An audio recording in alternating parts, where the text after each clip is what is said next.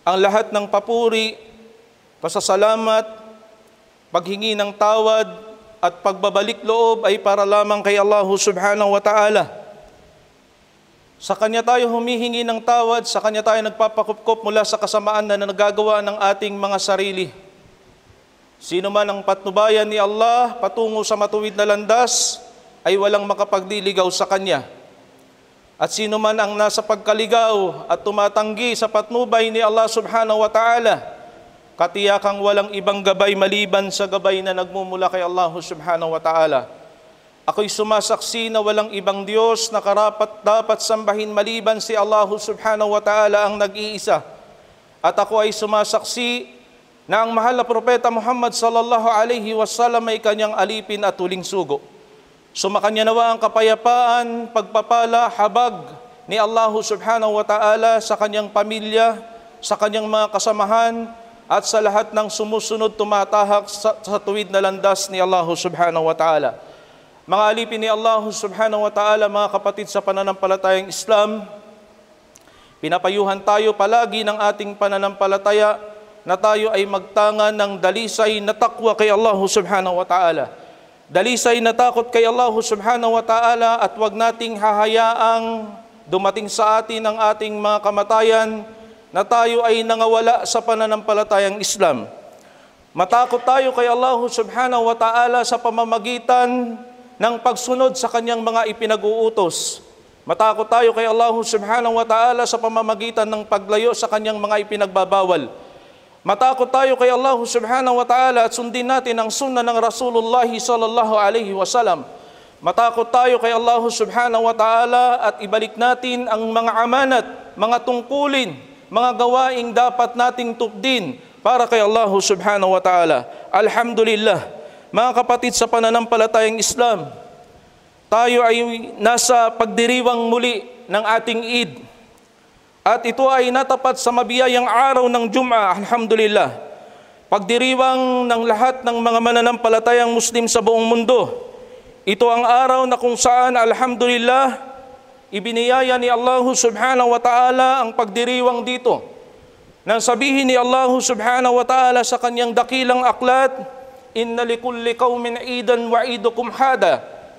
Sinabi ni Allah subhanahu wa ta'ala sa kanyang dakilang aklat, ang lahat ng nasyon ay may kanilang pagdiriwang, at ang pagdiriwang para sa inyo ay Idil Fitr at Idil Adha. Maliban pa doon ay hindi natatanggapin ni Allah subhanahu wa ta'ala.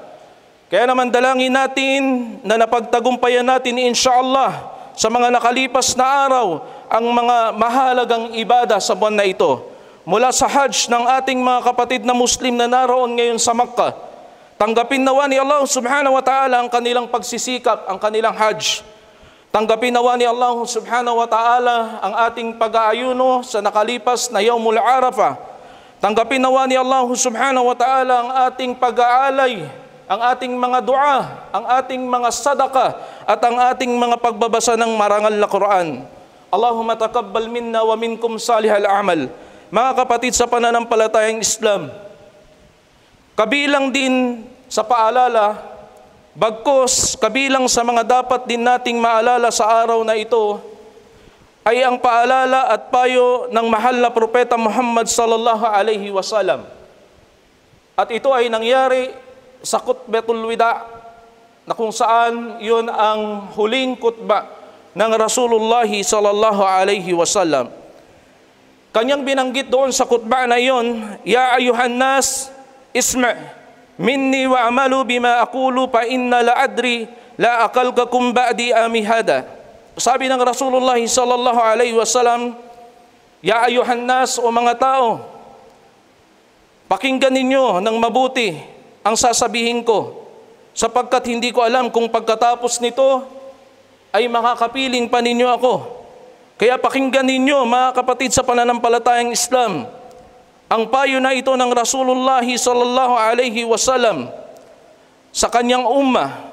Sabi ng Rasulullah sallallahu alaihi wasallam, ya ayuhan nas, o mga tao, tulad ng pagtingin ninyo sa buwang ito, sa araw na ito, at lunsod na ito bilang sagrado, ay gayon din naman, sagrado ang buhay at ari-arian ng bawat Muslim. Ibalik ninyo ang mga ipinagkatiwala sa inyo sa kanilang may-ari. Huwag nasaktan ang sinuman o hindi marapat saktan ng sinuman upang hindi ka sasaktan. Alalahanin na kayo ay makakatagpo ng inyong Panginoon at siya ay magbibigay bilang sa inyong mga gawa. Sinabi rin ng mahal na propeta Muhammad sallallahu alaihi wasallam, "Inna haramallahu riba." Ipinagbabawal sa inyo ang riba o ang interes, at ito ay pinatitigil ni Allah subhanahu wa ta'ala. Ang inyong mga puhunan ay para sa inyo. Hindi kayo marapat magpahirap, magpadanas ng anumang pasakit sa sinumang kapwa ninyo.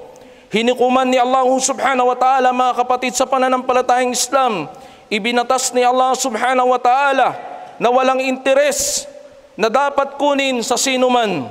Ganon din binanggit ni Allah ni Propeta Muhammad sallallahu alaihi wasallam, "Wa kullu haqqin min haqqil jahiliyya ma'du'ata kadamay hataini." Sabi ng Rasulullah sallallahu alaihi wasallam, bawat karapatan na nagmula sa pagpatay noong panahon ng jahiliyya, noong panahon na ginagawa nila yung pagpatay na walang matibay na dahilan, ay ipinagbawal ni Allah subhanahu wa ta'ala.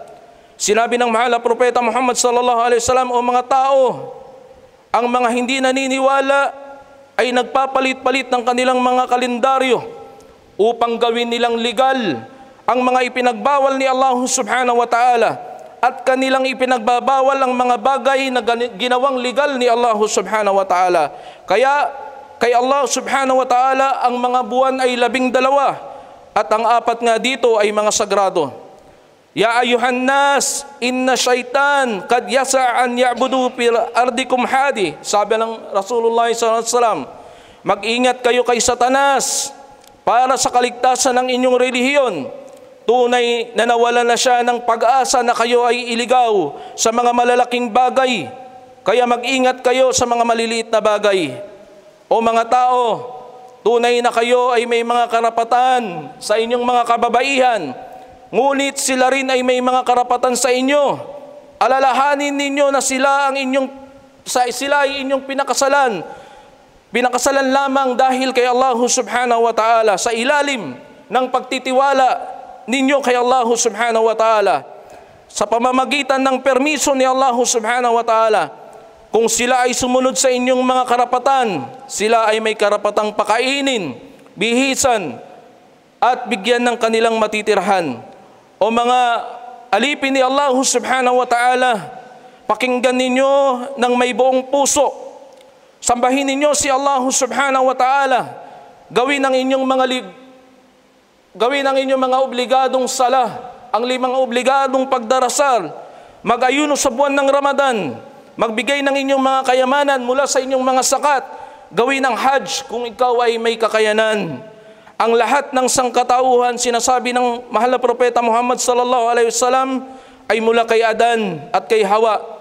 Walang pagmamalaki sa isang Arabo o sa isang hindi Arabo, o sa isang maputi o di kaya sa isang maitim. Ang pinakamarangal sa paningin ni Allah subhanahu wa ta'ala sa kanyang alipin ay siya na nagkaroon ng dalisay na takwa kay Allah subhanahu wa ta'ala.